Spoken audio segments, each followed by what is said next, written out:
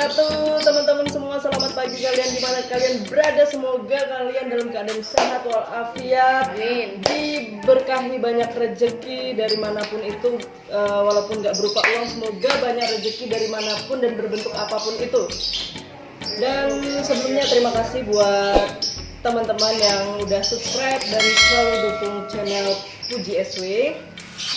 Dan juga yang baru subscribe, aku ucapin juga terima kasih banyak. Karena berkat dukungan kalian, konten-kontenku akan terus maju ke depannya dan terus berkembang. Terima kasih, dan aku juga jadi semangat banget karena kalian udah bantu aku subscribe, like, comment, share, and ya sebagainya lah. Kalian memberikan semangat-semangat yang luar biasa pastinya ya. Oke. Jadi kita hari ini, enggak, aku punya sedikit pantun ya. 1.2, barista cantik belum ada yang punya. Serepet. Halo, aduh. Itu bikin nyambung nggak sih? Nyambung. Lumayan lah. Barista cantik belum ada yang punya. Nyambung ya. Oke. Itu tadi baru kepikiran bahas. Ya Allah. Oke, bro. Sehat. Kita udah lama gak ketemu ya. Banget. Terakhir ketemu kapan kita? Entar 2-3 tahun kali ya. Ya, aduh. 2019 ya sih kita terakhir ketemu. 3 tahun. 2 tahun. 2 tahunan ya, 2 tahunan. Lama banget ini. Apa ya? Sealumni kita. Tahun ini beda angkatan. Kamu angkatan berapa? 19 ya? 2019. 2019, aku 2014. Wah, bro. Jauh ya. Ya, bro. Berarti umur berapa sekarang? 20. Mau 20. Mau 20 ya? Masuk 20. Masih muda banget kan? Tapi mulai deg-degan. Hah? Deg-degan, mulai kan kepala 2. Oh gitu. Kayak tanggung jawabnya lebih gede. Oh gitu. Maksudnya apa tuh? Tanggung jawab kemana tuh maksudnya? Biasanya kan orang umur 20 udah masuk ke ini nih. Oh, udah tua. Maksudnya dikatakan kategori udah tua dong. Oh, kalau masih belasan kan ya walaupun 19 masih anak-anak lagi. Oke. Berarti udah berpikir maju ya. Alhamdulillah. Oke guys, jadi aku hari ini tuh ada di Jombang, Kecamatan Perak, tepatnya di dekatnya SMA Budi Utomo, dekatnya Ponpes, Gading Mangis. Nah ini aku tertarik banget, ini temanku, adik kelasku. Dia membuka usaha kopi guys. Jadi dia memberanikan untuk melangkah membuka kedai kopi, walaupun istilahnya masih merintis gitu.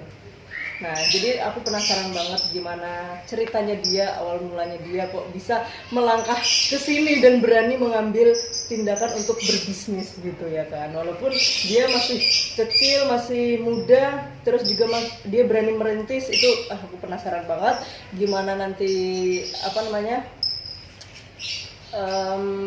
perjuangannya, terus kayak perjalanannya dia untuk kesini tuh kayak gimana, tahapan-tahapannya tuh aku penasaran banget. Oke, langsung aja. Jadi di sini aku udah sama Mbak Yowa. Yap, betul. Kalau dilihat-lihat Yowa ini agak sedikit mirip sama public figure. Siapa? Kayak ini ya, kayak kalian mikir gak sih? Kalian lihat deh. Coba hadap kamera. Kayak sedikit mirip Renata Muluk gak sih? Renata, harta tahta Renata. Iya. Oh my god. Kayak sedikit mirip gak sih? Ya dong, kayaknya masih manisan aku ya. Anjir. Kak Renata. Sorry. Bercanda. Bercanda ya. Ya kalau menurut pandangan aku sih agak sedikit mirip gitu ya. Sedikit mirip. Mungkin dari gaya-gayanya mungkin ya. Tuh. Oke, kita sambil ngopi aja ya guys ya, biar lebih santai, lebih relax. Kita cobain kopinya. Kita cobain kopinya guys. Kita aduk dulu. Dari aromanya itu sudah tercium sangat wangi, terus soft banget.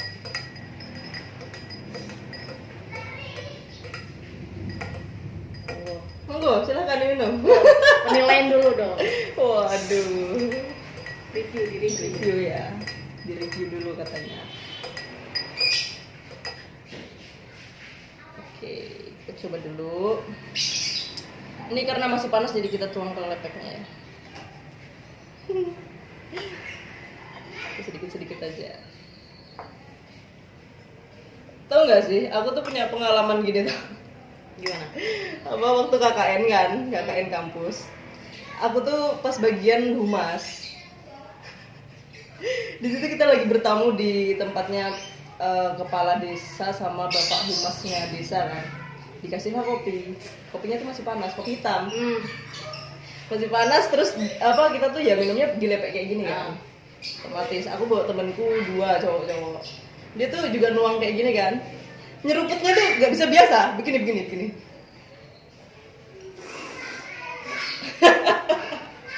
Itu pas bertamu sama kepala desa sama humas desa. Mungkin aus kali ya. Aus tapi panas. Aku tuh di sampingnya langsung kayak kaget gitu. Aku kan minumnya pelan-pelan gini ya, kayak ngerem lah ya, balik kayak gitu bibir gitu kan ya. Aku pelan-pelan kayak gini. Kalem, tak taruh dulu. Dia di samping, ngesrut.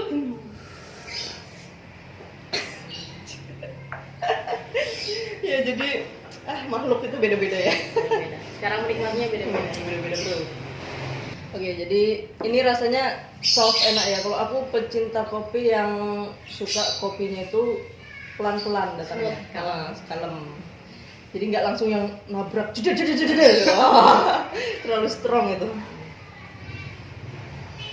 Biasanya aku kalau main ke kedai kopi kayak gitu, yang paling utama emang Vietnam Drip kan. Soalnya emang ya disitulah kita bisa menikmati kopi yang PW-nya di situ. Vietnam Drip. Kalau misalkan 2 kali, 3 kali lah biasanya tuh aku baru pesen kayak espressonya, americanonya gitu. Yang langsung nyoba yang cedak. Sekarang jadi gimana kesibukannya selain membuka kedai kopi? Untuk sekarang fokus tapi nggak fokus banget, udah nggak fokus tapi tetap nyantai. Buka kedai ini fokus tapi tetap nyantai.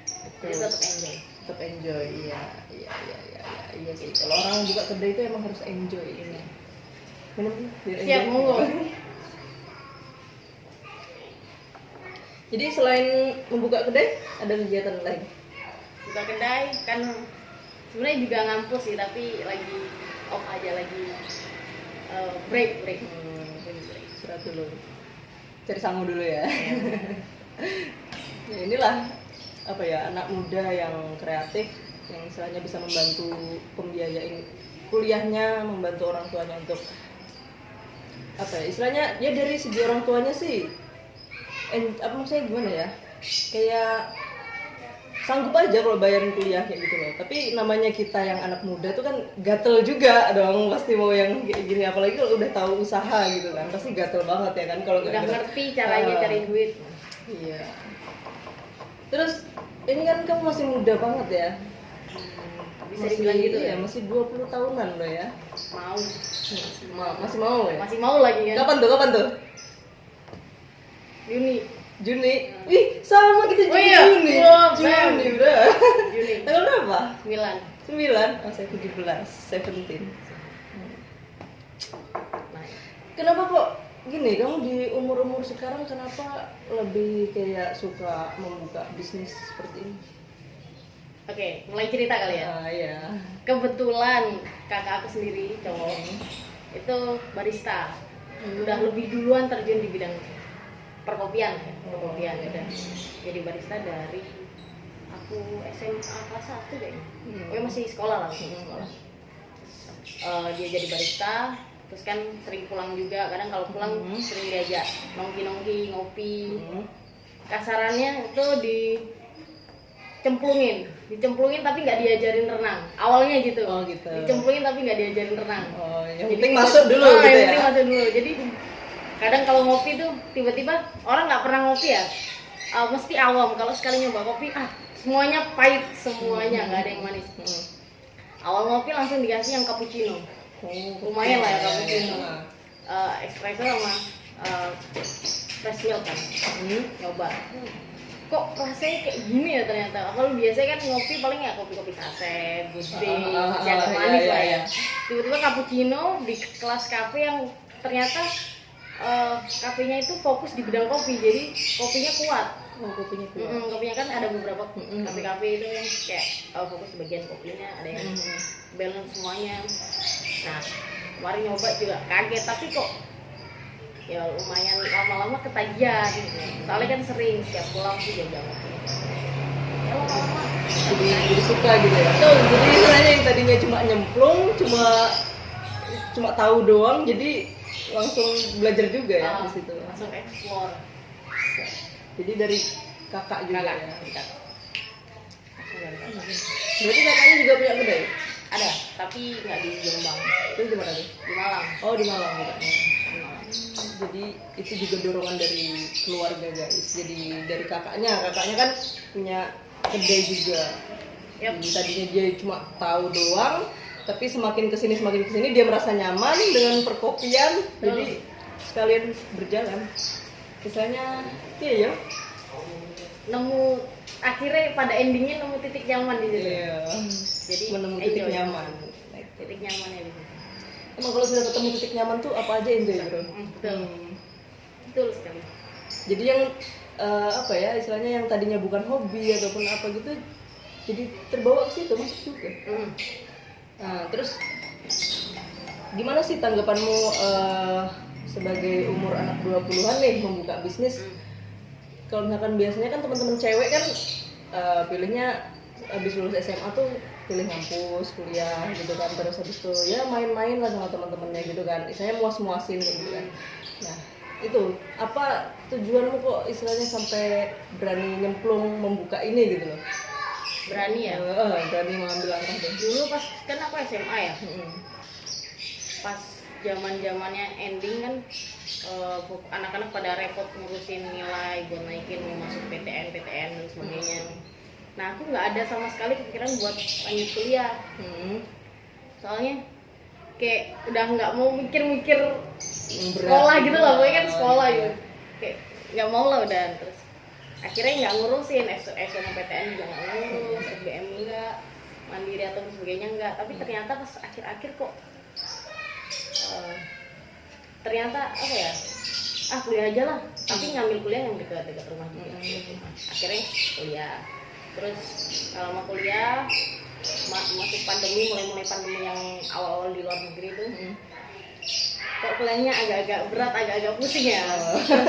Oke deh, daripada aku makin pusing, break dulu aja kali ya, break dulu. Habis Itu semester berapa mulai? 4 kali itu. 4 terakhir ya. Oh itu pas 1, 2, 3, 4 tuh masih apa ya, istilahnya penyesuaian banget itu. Dan tugas Masih juga berat-beratnya itu. banyak banget kan. Terus akhirnya ya udahlah. Terus kok di lulus SMA aku makin dalam juga jatuh cinta sama perkopian. Oh gitu. Terus akhirnya juga disaranin sama kakak, ya coba lah kamu buka kedai, lumayan kan di dekat rumah kan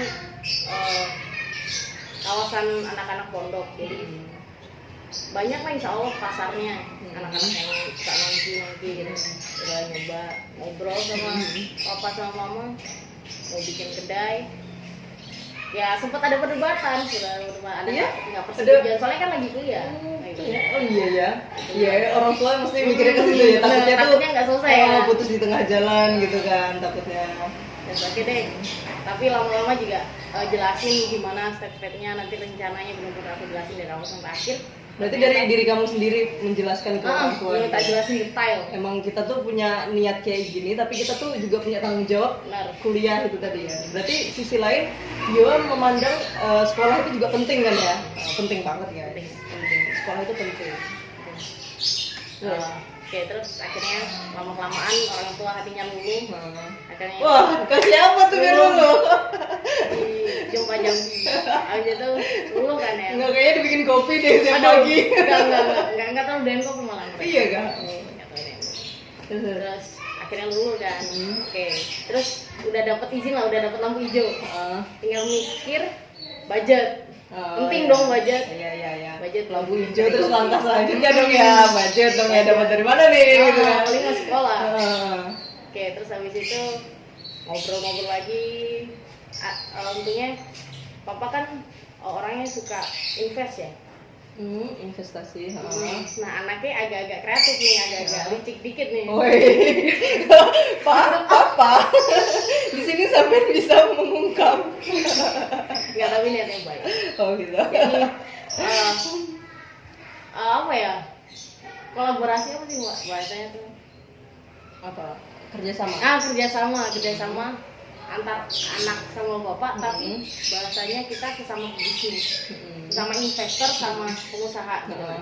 Jadi aku ngobrol sama papa buat jadiin papa jadi investor lah, jadi investor.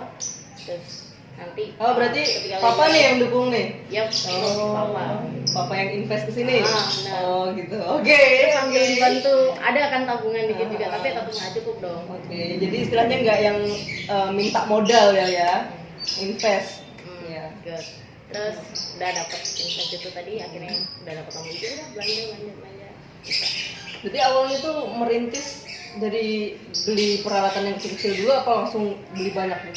Nggak, pertama aku coba dulu Nyicil ya? nggak langsung, soalnya kan ini tempat ini nih, kedai ini dulu ini garasi mobil. Oh iya, aku ingat banget ini garasi garasi mobil mobil. dulu. Terus karena Disulap jadi begini nih, aku juga kaget kesini main kesini kok ada kedai gitu. karena mobilnya nggak di rumah, kosong, garasinya nganggur, Daripada nggak kepake kan ya? akhirnya di Sulap jadi kayak gini lah. Ini pembangunan paling ada 2 bulan 3 bulan kali. Soalnya nyantai bangunannya, bener-bener nyantai. Ambil bangun, ambil ke Malang kan belanja. Sambil jalan lah ya istilahnya, sambil ngalir aja wis. Ambil explore menu-menu kan, nyoba-nyoba. Tapi ya overall semuanya hampir rata-rata di bawah tangannya kakak aku. Maksudnya kayak menu diajarin segala macamnya perkopian, bener-bener dari kakak. Jadi emang ada sumbernya. Jadi didukung penuh dong ya sama keluarga. Walaupun tadinya ada kayak pertentangan, perdebatan gara-gara lumayan ya. lama juga tuh. Ya lama. Lumayan. Ya namanya meyakinkan orang tua. Iya. Jadi emang kayak gitu, emang harus apa-apa tuh emang harus minta izin orang tua. Kalau kita masih tinggal sama orang tua tuh kita hargai orang tua.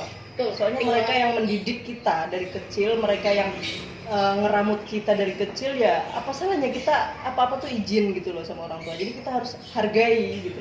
Hargai keberadaan orang tua selagi orang tua masih ada. Iya enggak? Masuk ya kan?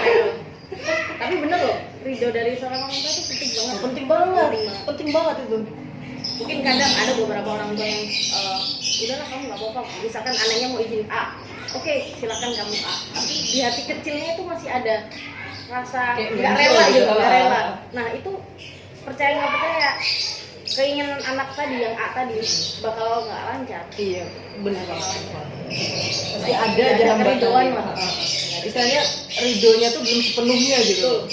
Makanya itu gimana caranya kita kalau misalkan memiliki sebuah niat ataupun rencana yang akan dilaksanakan ke depannya, terus kita tuh harusnya izin sampai benar-benar tuntas lah gimana caranya kita minta izin yang sampai 100% diizinin gitu.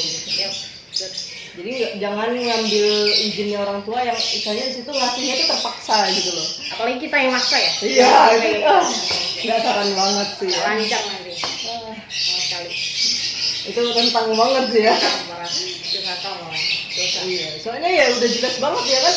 Ya, ada pepatah yang bilang di Quran itu izin orang tua itu adalah ridhonya Allah. Ya.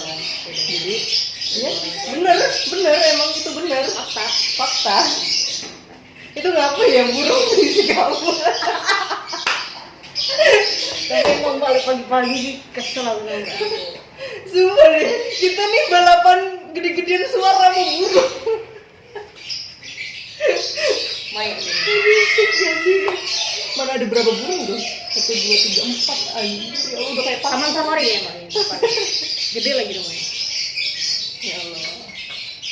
Itulah. Ya jadi anggap aja ini suasana alam ya guys ya. Iya.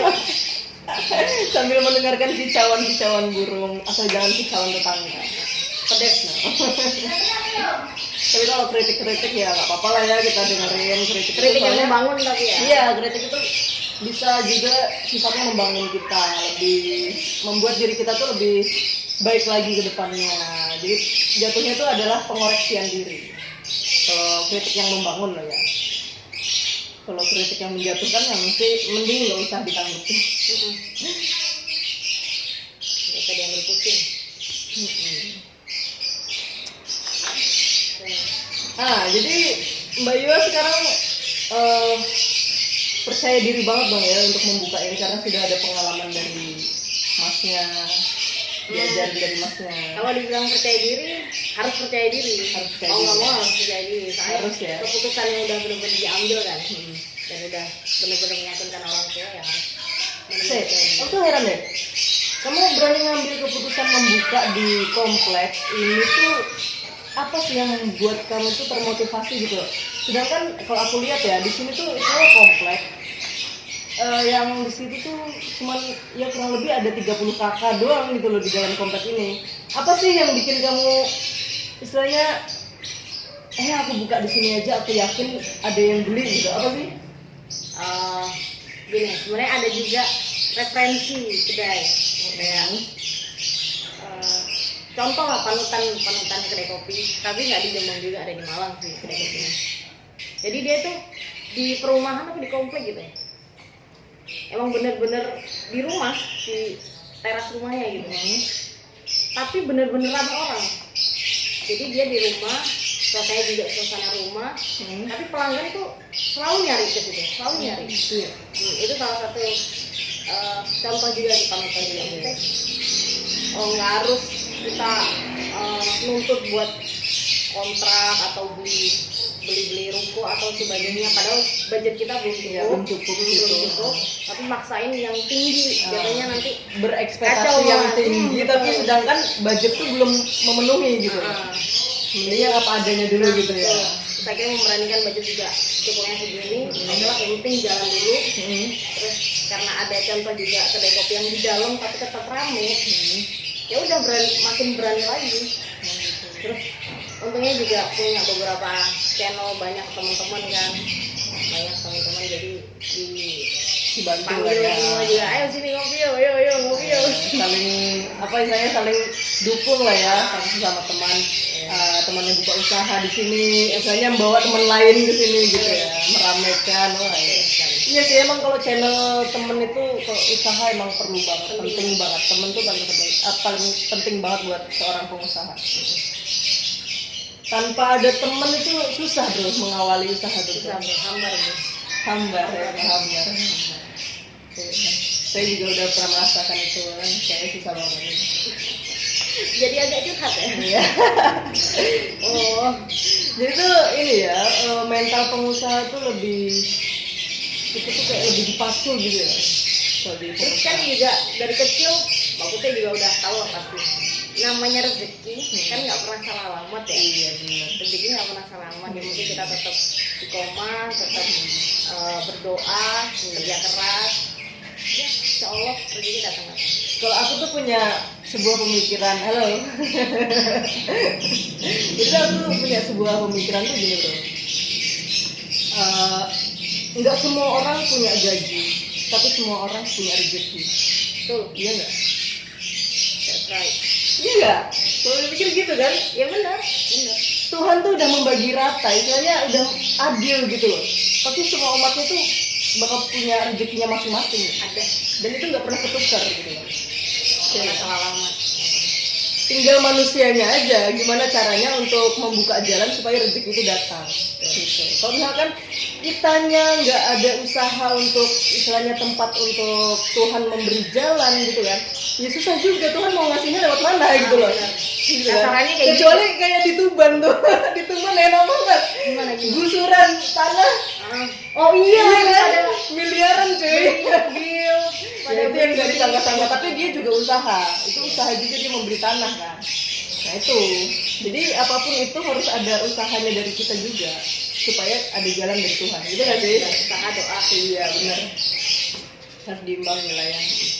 Kalau cuma kita berdoa meminta terus tapi nggak ada usahanya, nggak ada apa-apa yang dijalani, cuma omong kosong. Kayak tong kosong nyari gini ya. Kosong. Aduh, kayaknya kita ngomong coro deh hari ini. Tapi coro yang bermanfaat lah ya. Ya, ini tujuannya tuh biar teman-teman, anak-anak muda itu biar khususnya aku juga lebih memperbaiki diri ke depannya supaya melihat pandangan orang lain membuka usaha tuh kayak gimana, terus memotivasi diri kita tuh biar lebih ayo gitu loh, giat lagi kita di zaman COVID seperti ini jangan malah ngedown gitu loh. Malah seharusnya kita tuh yang gercep nyari apa sih yang harus kita lakuin gitu loh dengan keadaan yang kayak gini. Harus bisa beradaptasi. Iya, itu tadi ada bu guruku. Bu, nanti kita samperin dulu. Pon? Nggih. Nggih, Bu. Pon? Waduh. Yang berat tuh. Pertanyaannya berat sekali, Bu. Masih pagi. Belum, Bu, belum. Wow. Jauh dong. Jauh, Bu, jauh, Bu. Calon Mbak Putih dulu. Amin. Ada bu guruku, nanti kita samperin beliau guys. Walau bagaimanapun beliau adalah guru panutan yang pernah mengajar kita, jadi jangan dilupakan gitu guys. Siapapun itu. Siapapun itu, mau guru apapun itu jangan dilupakan, soalnya mereka berjasa buat kita. Ya sama aja kayak gini, istilahnya nyari ilmu tuh nggak harus di sekolah juga, tapi sekolah itu juga penting gitu. Iya benar loh. Iya. Kita bisa belajar di mana aja, belajar sama siapa aja, sama anak kecil pun kita bisa belajar. Malah anak kecil itu kadang pemikiran itu lebih kritis gitu loh. Iya nggak sih? Iya benar. Jadi kita bisa belajar dari mana aja. Oh, jadi melebar kemana-mana nih ya. Kalau makin seru pembahasan. Jadi gimana nih? Sudah ada pengalaman rasanya jatuh bangun nih? Udah dong. Udah ya. Walaupun baru setahun lah ya. Setahun ya? Setahun lebih? Setahun lebih sebulan ya. Setahun lebih sebulan, wow, ya udah lama. Iya, Mantap itu, udah merasakan gejolak-gejolak perjalanan lumayan lah ya. bisnis gitu. Jatuh bangun nih gini. Kan awal buka ini pas bener-bener pandemi masuk ke Indonesia. Ya, pandemi COVID-19 Ya, yang dadakan masuk ke Indonesia tanpa assalamualaikum gitu ya. Tuh, nggak permisi, tiba-tiba ricuh. Iya makanya menghebohkan seluruh rakyat Indonesia. Emang nggak sopan nih corona nih. Terus lanjut. Terus awal pandemi sebenarnya masih yakin-yakinnya ya, soalnya kan baru masuk pandemi kan baru di daerah Jakarta, masih jauh lah dari Jombang kan, jauh banget. Jauh lah ya. Biasanya masih bodo amat. Paling ya COVID juga ntar lagi pergi, nggak bakal nyangka selama ini kan. Terus udah tetap buka aja grand opening.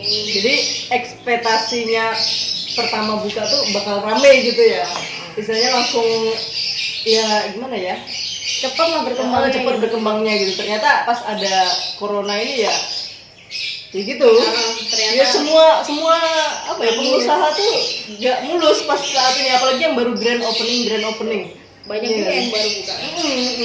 Salah satunya saya kan. Terus habis itu bertahan tuh 2 bulan 3 bulan masih bertahan. Habis itu kok lama-lama makin kacau nih si COVID nih, semakin kurang ajar nih si COVID. Oh iya. Makin ngelunjak, dibiarin makin ngelunjak. Emang. Tangan di sini yang ternyata. Wah, emang nih. Terus akhirnya apalagi sini kan lingkungan pondokan ya, anak pondokan. Mereka ada pengumuman buat disuruh pulang ternyata kan. Bahaya kan. Suruh pulang semua. Wah, Mereka ini. pulang. Nah, padahal pasarku kan pelangganku mereka tuh ya. Anak pondok itu pasarnya. Mereka kan. Jadi aduh, kok pada pulang semua ini, ntar aku gimana nih buka kedai kan. Iya. Oke, udah. Masih 2 minggu, semingguan mungkin ya. Masih tetap berani buka. Tapi lama-lama kok makin kerasa ya. Terus capek juga kan agak. Mungkin ya tekanan agak-agak sedikit ada tekanan kali ya. Karena kan di luar ekspektasi. Iya, hamba. Terus apalagi masih muda juga Iya. masih labil banget lah. Apalagi masih awal banget lah ya, awal buka sendiri lah ya. Akhirnya oke deh, apa break dulu kali ya nih, mungkin corona ntar lagi hilang lagi. Oke, itu off lagi tuh kedai. Tapi pada saat itu udah punya pelanggan belum? Udah Beberapa lah ya udah ya. Terus ya ada juga pelanggan yang benar-benar orang-orang sini ada, tapi ya nggak banyak anak-anak pondokan kan. Terus habis itu off lah, akhirnya yang memberanikan off juga. Soalnya kan nggak boleh kan, karantina itu ya semua yang nggak boleh ada kegiatan. Oke lah, kita off tutup 2 bulan 3 bulan kali ya. Habis itu buka lagi, berani buka lagi kan, nggak ngapa-ngapain. Udah mulai keadaan agak santai lagi nih. iya. Terus udah jalan lumayan lah ya. Terus ternyata si COVID ini kurang ajar lagi. Wah ini. Kurang ajar lagi. Akhirnya nggak boleh jualan lagi kan pedagang-pedagang. Iya. Akhirnya off lagi. Hampir dalam setahun ini ya, setahun buka kedai ini hampir 3 kali off. 3 kali off ya? 3 kali off. Wah, setahun. Cuma juga ya. 3 kali off ya. Baru buka lagi pas kapan? Awal Desember ya. Desember tahun kemarin. Desember apa? Awal kan lupa. Itu pasti mengumpulkan niat dan Niat lagi. semangat lagi ya untuk membuka mengawali lagi tuh. Istilahnya dari habis yang bolak-balik turun naik itu pasti punya rasa down tersendiri gitu loh. Benar. Mengumpulkan motivasi lagi tuh kayaknya bisa nggak sih gitu loh. Yakinin diri sendiri itu lama, susah sendiri. Tapi ya mau nggak mau ya tetap harus berani.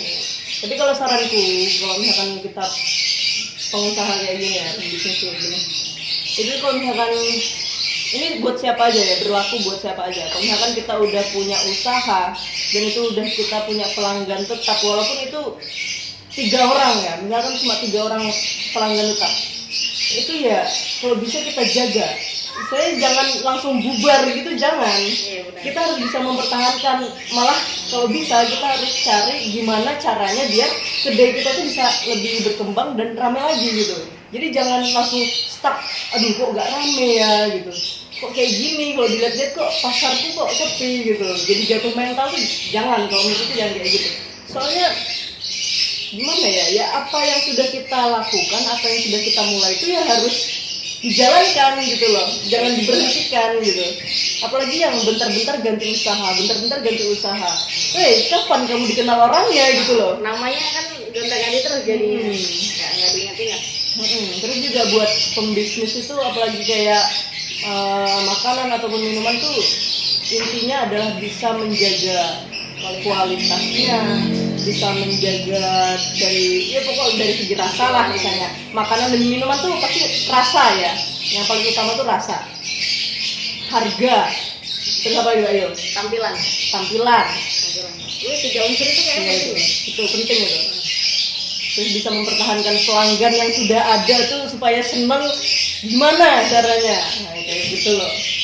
Jadi jangan kalah mental, kok sepi ya, kedai sebelah kok rame ya, jangan kayak gitu ya nggak sih?